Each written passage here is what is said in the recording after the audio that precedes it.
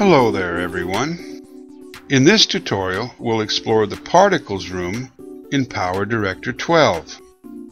To open, click on the Particle room icon. As we can see, the Particle room has three sections: the content list, the particle thumbnails, and the options section. The PowerDirector Particles room comes preloaded with many particles, but you can also download thousands of more particles from the Cyberlink Director Zone. Choose a particle, download, and then follow the prompts to save and install.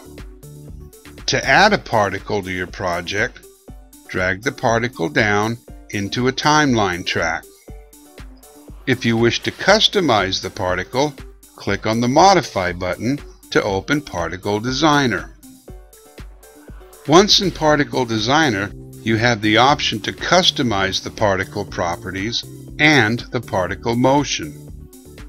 In this example, we'll use the standard Cyberlink fireplace particle, and then change and customize it into a rocket fire tail.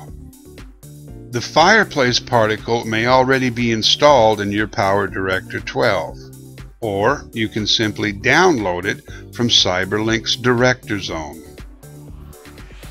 With the particle highlighted, click on Modify to open Particle Designer. The first thing we'll do is to delete the background image by right-clicking on it and then choosing Remove. Now click on the Motion tab and choose a motion path. The first thing that I'm going to do is to delete the two middle keyframes. Then we can move and set the beginning emit point to here.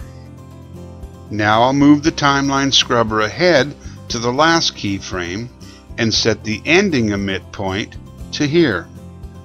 The motion path is now very close to what I want, but I don't like the way that the end of the tail drifts upward. So I'll click on the Properties tab and then on Modify Parameters. I'll then scroll down to the gravity setting and reset the value to 0. And then I'll click on the Stop button to lock this new value into place. Next, I'll change the color setting to a light yellow. But I also want this fire tail to be a little bit longer. So I'll go to the life setting and I'll change the value to 1500. And to make the tail a little bit bigger, I'll change the size setting to 5. Okay, that looks pretty good. So I'll leave all the other available property settings at their original default settings. Now that we've finished customizing the particle, we can click on Save As and give it a new name. Back in the particle room, we can see that our new customized particle has been saved and is now available for any future project. So now, let's add our new particle to a project. I'm going to drag a starfield particle that I made earlier into track number 1. Then I'll put our new firetail particle into track number 2. Finally, I'll open the PIP Objects room and drag a pre-made motion object into track number 3. And now by layering these particles and objects, we have now created an outer space sequence.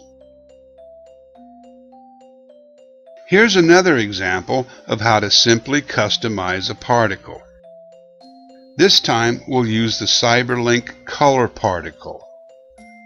If this particular color particle is not already installed in your particle room, you can go to the Cyberlink Director Zone and simply download it.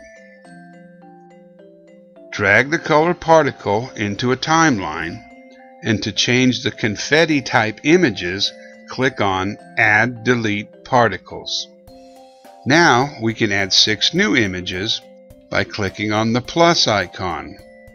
and browsing for some new custom images on a transparent background. Then we can simply delete the confetti images so that they are now replaced with the new globe images. We also have the option to adjust the emit method. However, I do want to change the size of my new globe images, so I'll change the size setting, and now we have a modified particle. As we can see, the options for customizing or creating new particles in PowerDirector 12's particle room are virtually limitless. So dive in and experiment. Thanks for watching.